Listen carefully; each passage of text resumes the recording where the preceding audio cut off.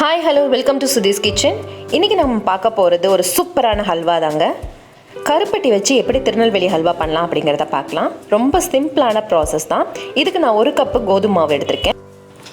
இந்த கோதுமை மாவில் கொஞ்சமாக தண்ணி சேர்த்து நம்ம எப்பயுமே சப்பாத்திக்கு பிசைவோம் பாருங்களா, அந்த மாதிரி பிசைஞ்சு எடுத்துக்கலாம். ஸோ பிசைஞ்சு வச்சிடலாம். ஸோ இந்த மாதிரியும் பண்ணலாம். இல்லை முழு கோதுமை இருந்துச்சு அப்படின்னு சொன்னால் அதை நைட்டே ஊற வச்சுட்டு அதிலிருந்தும் பால் எடுத்துக்கலாம். ஸோ இது சிம்பிளான மெத்தட் தான். இப்போ இந்த துணிக்குள்ளே நான் அந்த சப்பாத்தி மாவை வச்சுட்டு இதில் 3 கப்பு தண்ணி ஆட் பண்ண போகிறேன். ஸோ இந்த 3 கப்பு தண்ணியில் இது ஊற போகுது. கிட்டத்தட்ட 1 மணி நேரத்துக்கு நம்ம இப்படியே ஊற விட்டுடலாம். அப்போ தான் அதிலிருந்து பால் நம்ம எக்ஸ்ட்ராக்ட் பண்ணுறதுக்கு ரொம்ப ஈஸியாக இருக்கும். ஸோ 1 கப்பு கோதுமை மாவுக்கு 3 கப்பு நீங்கள் தண்ணி ஆட் பண்ணிக்கலாம்.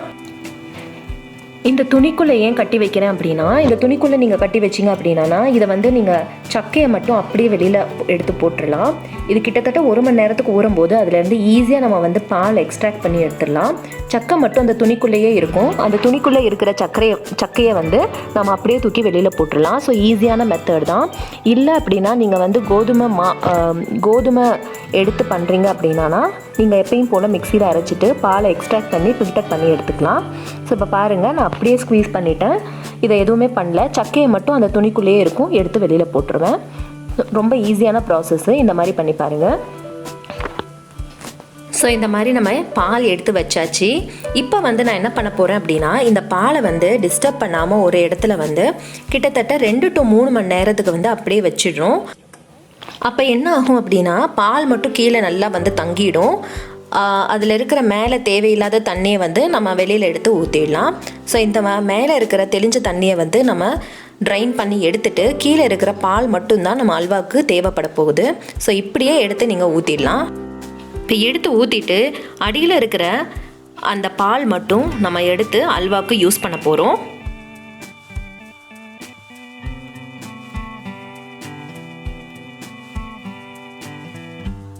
இப்போ இதை நல்லா நம்ம கலந்து விட்டுறலாம். இந்த தண்ணியோட நல்லா மிக்ஸ் ஆகிடட்டும்.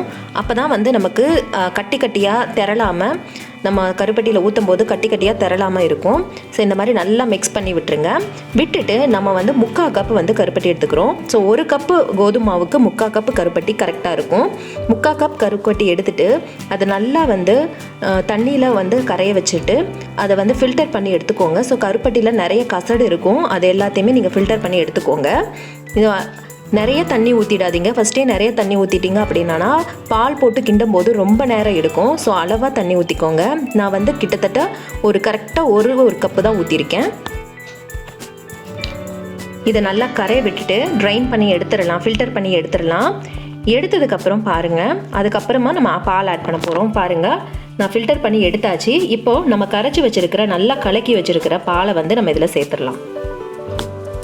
இப்போ சேர்த்துட்டு நல்லா சிம்லேயே வச்சுக்கோங்க. ஸோ மீடியம் ஃப்ளேமோ இல்லை ஹை ஃப்ளேமோ வைக்காதீங்க. சிம்லேயே வச்சுட்டு நல்லா கிளறிக்கிட்டே இருங்க. ஸோ இது கிட்டத்தட்ட ஒரு 1/2 an hour நல்லா கிளறினா தான் உங்களுக்கு அந்த அல்வா பதத்துக்கு வரும். ஸோ அப்படியே வச்சிடாமல் கிளறிக்கிட்டே இருங்க. சைடில் எல்லாம் ஒட்டி வரதை கிளறுங்க, இல்லைனா அடி பிடிக்க ஆரம்பிச்சிரும்.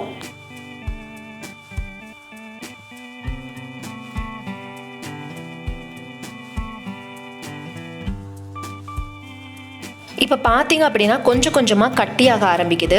ஸோ இந்த ஸ்டேஜில் இருந்து கொஞ்சம் கட்டியானதுக்கப்புறமா நீங்கள் கொஞ்சம் கொஞ்சமாக நெய் விட்டுக்கோங்க. ஃபஸ்ட்டே நிறைய விட்டுறாதீங்க. அப்புறம் அந்த கரெக்டாக அந்த பதத்துக்கு நமக்கு வராது. ஸோ கொஞ்சம் கட்டியாக ஸ்டார்ட் பண்ணும் போதுலேருந்து நீங்கள் நெய் விட ஆரம்பிங்க. அதுவும் கிட்டத்தட்ட ரெகுலர் இன்டர்வல்ஸில் நீங்கள் நெய் விடுங்க. கிட்டத்தட்ட ஒரு 2 நிமிஷத்துக்கோ இல்லை 5 நிமிஷத்துக்கோ ஒரு தடவை குட்டி டீஸ்பூனில் அந்த மாதிரி நீங்கள் விட்டுகிட்டே இருங்க. அப்போ தான் உங்களுக்கு நல்லா திரண்டு வர பக்குவத்துக்கு வரும். இதில் நம்ம ஏலக்காய் எதுவுமே ஆட் பண்ண போகிறது இல்லைங்க. ஆனால் இதோட டேஸ்ட் அவ்வளோ நல்லாயிருக்கும். நார்மலாக பண்ணுற திருநெல்வேலி அல்வா சர்க்கரையில் பண்ணுவாங்க.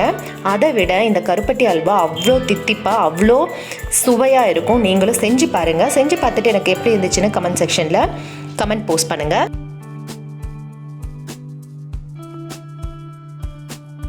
பார்த்தீங்கன்னா நம்ம நெய்யை ஊற்ற அது நல்லா திரண்டு வந்துக்கிட்டே இருக்குது. இன்னும் நம்ம கிளறணுங்க. அந்த நெய் எல்லாமே வெளியில் வரணும், சைடில் பிரியணும். அப்புறம் இன்னொன்று நம்ம அப்படி கிளறும் போது கரெக்டாக உருட்டுற பதம் இருக்குது பாருங்கள், அந்த பதத்துக்கு வரணும்.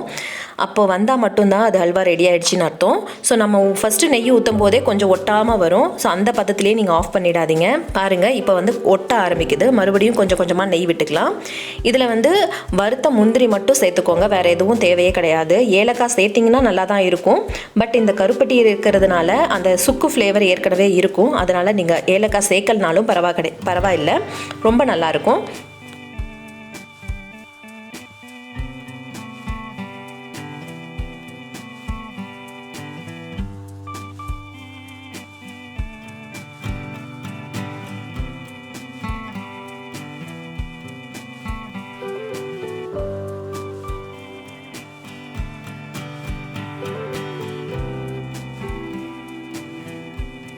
இப்போ பார்த்தீங்க அப்படின்னா உங்களுக்கு நல்லா சேஞ்ச் தெரியும். இப்போ பாருங்கள், நான் சுழட்டும் போது நல்லா சுற்றி வருது. ஸோ இந்த சுற்றி வர பதத்துக்கு தான் வரணும். இப்போ கொஞ்சம் கொஞ்சமாக நெய்யும் வந்து வெளியில் வர ஆரம்பிக்குது. இங்கே பாருங்கள், இப்போ இப்படி சுற்றும் போது கரெக்டாக வந்து நமக்கு சுத்த வருது பாருங்கள். இந்த பதம் வரைக்கும் வரணும். ஆனால் கீழே அடிப்பிடிக்காமல் பார்த்துக்கோங்க. அப்பப்போ கொஞ்சம் நெய் விட்டால் மட்டும்தான் அடிப்பிடிக்காமல் இருக்கும். நீங்கள் இரும்பு தவால பண்ணுற மாதிரி இருந்தாலும் கொஞ்சம் அதிகமாக நெய் விடுற மாதிரி தான் இருக்கும். அப்போ தான் வந்து நல்லா இருக்கும். ஆனால் இந்த என்னுடைய டேஸ்ட்டு வந்து நார்மல் திருநெல்வேலி அல்வாவை விட அவ்வளோ சூப்பராக இருக்குங்க. ஸோ இப்போ பார்த்தீங்கன்னா கொஞ்சம் கொஞ்சமாக அந்த நெய் வந்து பிரிஞ்சு அந்த ஓரத்தில் வர ஆரம்பிக்குது. அதே மாதிரி நல்லா சுற்றுற பதத்துக்கும் வந்துருச்சு. நம்மளுடைய அல்வா ரெடி ஆகிடுச்சு. நம்ம வேறு கண்டெய்னருக்கு மாற்றிடலாம். அவ்வளோதாங்க, சூப்பரான ஹெல்த்தியான அல்வா ரெடி ஆகிடுச்சு. இதை தீபாவளிக்கு நீங்களும் செஞ்சு பார்த்துட்டு எப்படி இருந்துச்சுன்னு எனக்கு சொல்லுங்கள். உங்களுக்கு இந்த வீடியோ பிடிச்சிருந்தா சப்ஸ்கிரைப் பண்ணுங்கள், லைக் பண்ணுங்கள், ஷேர் பண்ணுங்கள். இன்னொரு சூப்பரான வீடியோவில் சந்திக்கலாம். until then bye from